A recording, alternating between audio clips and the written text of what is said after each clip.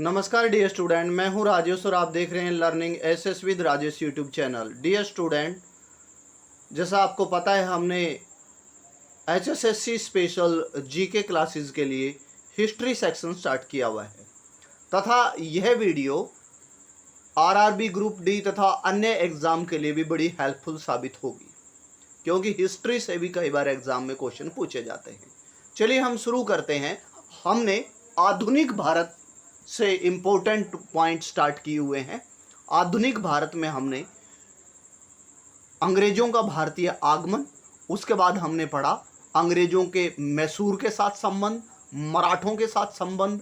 आज हम आंग्ल सिख संबंधों के बारे में पढ़ेंगे, सिख अंग्रेज संबंधों के बारे में, जो कि जीके का बड़ा इंपॉर्टेंट पॉइंट है। मैंने कई एग्जाम में यहाँ से क्वेश्चन देखे हैं। चलिए शुरू करते हैं।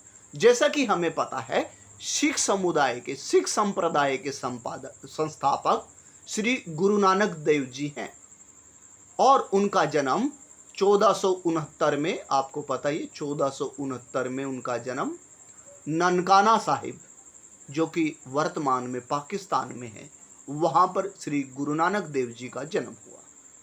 वो बाबर और हुमायूं के समकालीन थे।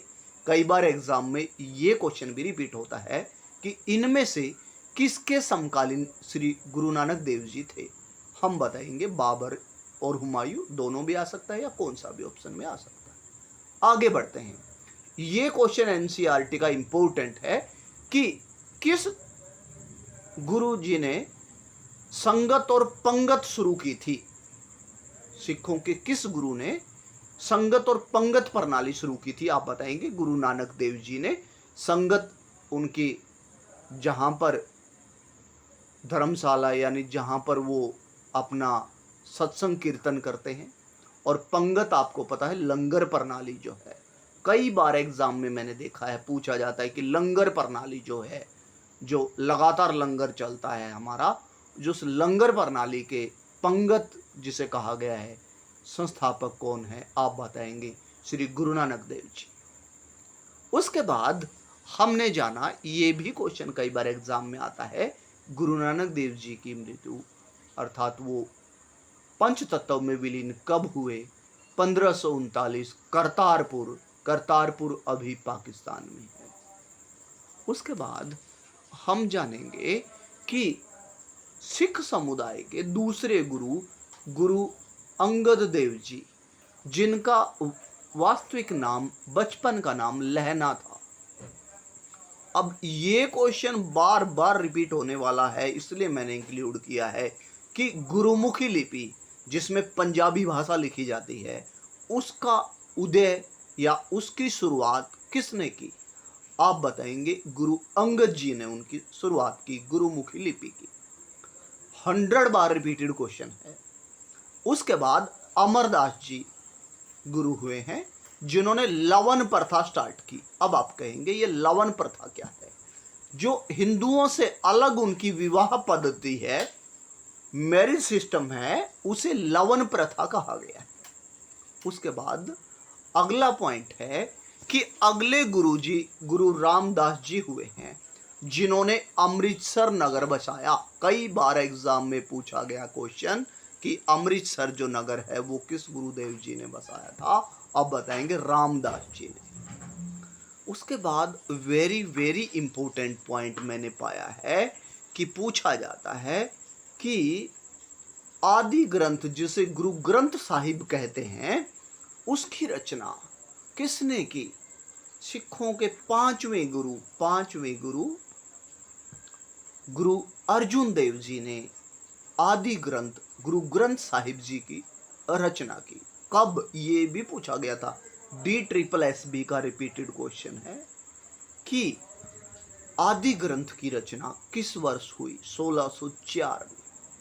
और जो अमृतसर में जो तालाब आप देख रहे हैं, हरमंदिर साहिब का निर्माण भी गुरु अर्जुन देव जी ने करवाया। उसके बाद आपने पढ़ा हर राय गुरु जी हुए हैं, हरगोविंद जी हुए हैं, तेग बहादुर जी हुए हैं। लेकिन गुरु गोविंद सिंह के बारे में कई बार प्रश्न पूछा जाता है कि 5 ककार, यानी हमने देखा उनके केस, कड़ा, कृपाण, ये 5 ककार कहे में आते हैं, यानी कैसे शुरू होने वाले 5 वर्ड जो कि उनके लिए बहुत इम्पोर्टेंट हैं। वो 5 ककार किसने दिए? गुरु गोविंद सिंह जी ने दिए। उसके बाद ये तो 1000 बार रिपीटेड क्वेश्चन है कि खालसा पंथ की स्थापना किसने की? गुरु गोविंद सिंह जी ने की। कई बार वर्ष भी पूछा जाता, 1699 बैसाखी वाले दिन, 13 अप्रैल वाले दिन उन्होंने खालसा पंथ की स्थापना की। आगे बढ़ते हैं। आई होप कि सेशन आपको अच्छा लग रहा है, समझ आ रहे हैं पॉइंट। उसके बाद आदि ग्रंथ को वर्तमान रूप जो है, यानी जिसे आजकल पढ़ा जा रहा है, आदि ग्रंथ को वर्तमान रूप देने का काम गुरु गोविंद सिंह जी ने किया। और उन्होंने कहा कि इसके बाद जो गुरुवाणी है वो गुरु का काम करेगी, ये भी कहा गुरु गोविंद सिंह जी ने। उसके बाद हमने जाना कि गुरु गोविंद सिंह की के पंच तत्व में विलीन होने के बाद नांदेड़ साहिब में गुरु गोविंद सिंह के पंच तत्व में विलीन होने के बाद बंदा बहादुर जी ने सिखों का नेतृत्व किया। तो लोहगढ़ उनकी राजधानी थी, कई बार एग्जाम में आया है, बंदा बहादुर की राजधानी, एनसीईआरटी का टॉपिक है ना। उसके बाद बंदा बहादुर जी ने अंग्रेजों के खिलाफ लड़ाई लड़ी, लेकिन हमने जाना कि मुगलों के एक शासक फर्रुख सियर ने उनको सजा प्रदान की। उसके बाद 12 मिसलों में बंट गया सिख साम्राज्य। अब मिसल का अर्थ कई बार एग्जाम में पूछा जाता है। मिसल का अर्थ है समान, अर्थात 12 समान भागों में बंट गया सिख साम्राज्य। अब कई बार एग्जाम में पूछा जाता है कि जो राजा रणजीत सिंह जी हैं, जो सिख समुदाय के जाने माने शासक हुए हैं, राजा रणजीत सिंह जी, वो किस मिसल से, यानी हमने पढ़ा 12 मिसलें थी जिसमें भंगी मिसल, सुकरचकिया मिसल तथा अन्य मिसलों के नाम भी हैं, निशान वालिया मिसल। तो उनमें से राजा रणजीत सिंह जी किस मिसल से संबंधित थे? आप बताएंगे सुकरचकिया मिसल से संबंधित थे। उसके बाद अगला और इम्पोर्टेंट पॉइंट, भगत सिंह जी भारत के स्वतंत्रता सेनानी, उनका संबंध निशान वालिया से था, निशान वालिया मिसल से।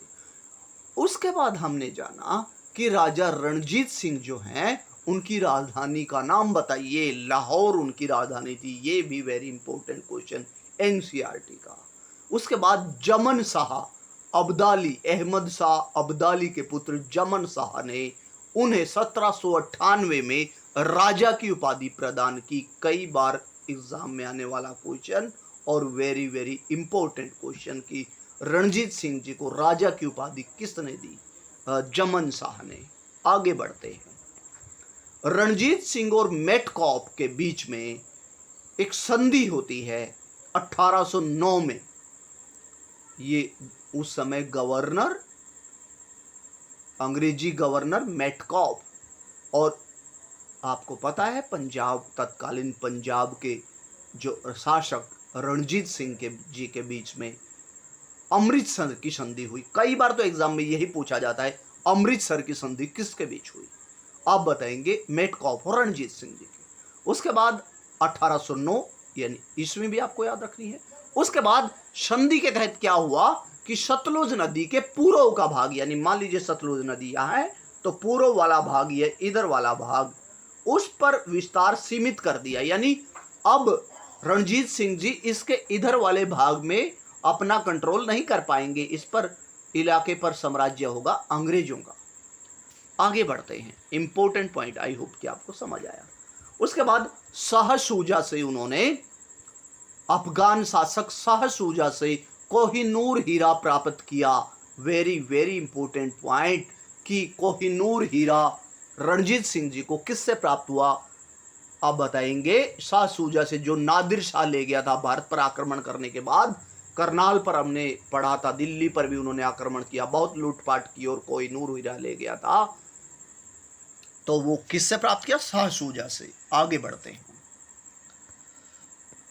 27 जून 1839 को, कई बार एग्जाम में ये भी पूछा जाता है कि रणजीत सिंह जी की मृत्यु कब हुई, आप बताएंगे 1839 को। उनकी मृत्यु के बाद अंग्रेजों ने सिख साम्राज्य पर आधिपत्य जमाने के लिए सिखों से युद्ध करना स्टार्ट कर दिया अंग्रेजों ने। अब आंग्ल सिख युद्ध, 2 अंग्रेजों के साथ सिखों के युद्ध हुए हैं। कितने युद्ध? 2।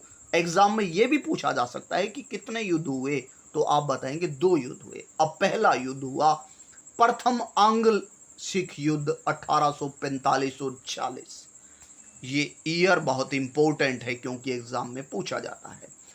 उस समय ये वेरी वेरी डीप क्वेश्चन है कि कौन गवर्नर जनरल थे भारत के? हार्डिंग और गप जो हैं वो अंग्रेज सेनापति थे, और भारत के यानी सिख साम्राज्य से नेतृत्व कौन कर रहा था? लाल सिंह, शासक लाल सिंह कर रहे थे।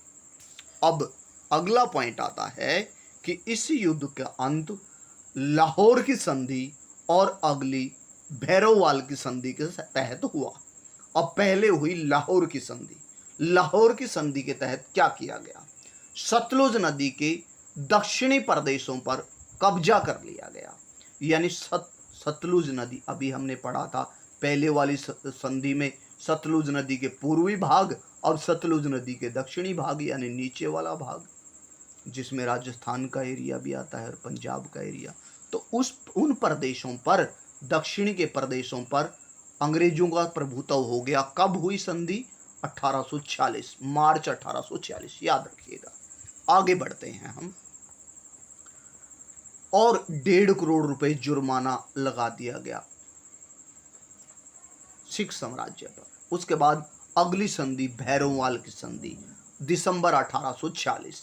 इस संधि के तहत हेनरी लॉरेंस सिख दरबार में यानी लाहौर में, जहां पर राजधानी लाहौर में, हेनरी लॉरेंस को रेजिडेंट नियुक्त कर दिया। यानी हमने देखा था कि सहायक संधि के तहत ये किया गया था कि अब वेल्जली की सहायक संधि आपने पढ़ा होगा। वेल्जली की सहायक संधि के तहत अब भारतीय शासकों के दरबार में एक अंग्रेज रेजिडेंट होगा, अर्थात वो राजाओं के राजनीतिक कार्यों में भी दखल देगा। तो हेनरी लॉरेंस, ये वेरी वेरी इंपॉर्टेंट पॉइंट है कि भैरववाल की संधि के तहत किसी रेजिडेंट नियुक्त किया गया। चलिए आगे बढ़ते हैं हम। द्वितीय आंग्ल सिख युद्ध 1849, आपने पढ़ा 1845-46 पहले वाला, अब 1849। विद्रोह किसने किया? मूलराज, मुल्तान के गवर्नर, मुल्तान आजकल पाकिस्तान में आपको पता है, मूलराज और शेर सिंह के ने अंग्रेजों के खिलाफ यानी अंग्रेजों की हुकूमत से अपने साम्राज्य को बचाने के लिए विद्रोह स्टार्ट किया। और अंग्रेजों का नेतृत्व गप कर रहे थे, जबकि सिखों का नेतृत्व शेर सिंह कर रहे थे। तो पहले ये युद्ध अनिर्णित हुआ, ड्रॉ हो गया। लेकिन उसके बाद क्या हुआ? जैसे ही गवर्नर हार्डिंग के बाद गवर्नर डलहौजी भारत के गवर्नर जनरल बने, उन्होंने गप की जगह नेपियर को नियुक्त कर दिया। नेपियर को सेनापति नियुक्त कर दिया अंग्रेजों का। और उधर से आपको पता ही शेर सिंह सिखों का नेतृत्व कर रहे थे, और सिखों का नेतृत्व करते हुए नेपियर ने शेर सिंह को हरा दिया। किसमें? द्वितीय आंग्ल सिख युद्ध में। आप बताएंगे। डीप क्वेश्चन आता है, कई बार देखा है। द्वितीय आंग्ल सिख युद्ध के दौरान गवर्नर जनरल कौन थे? डलहौजी, पहले हार्डिंग। चलिए आगे बढ़ते हैं। मार्च 1849 में पंजाब को इस प्रकार हारने के बाद, पंजाब को जीतने के बाद, अंग्रेजों ने पंजाब को अंग्रेजी साम्राज्य में मिला लिया। NCERT question, very very important, कि पंजाब को अंग्रेजी साम्राज्य में कब मिलाया गया? आप बताएंगे। मार्च 1849 में मिलाया गया। उसके बाद दिलीप सिंह को इंग्लैंड भेज दिया गया पढ़ाई करने के लिए, और कोहिनूर हीरा जो है, कोहिनूर हीरा वो विक्टोरिया को भेज दिया, रानी विक्टोरिया को भेज दिया गया, जिसे रणजीत सिंह जी ने सहसूजा से प्राप्त किया था।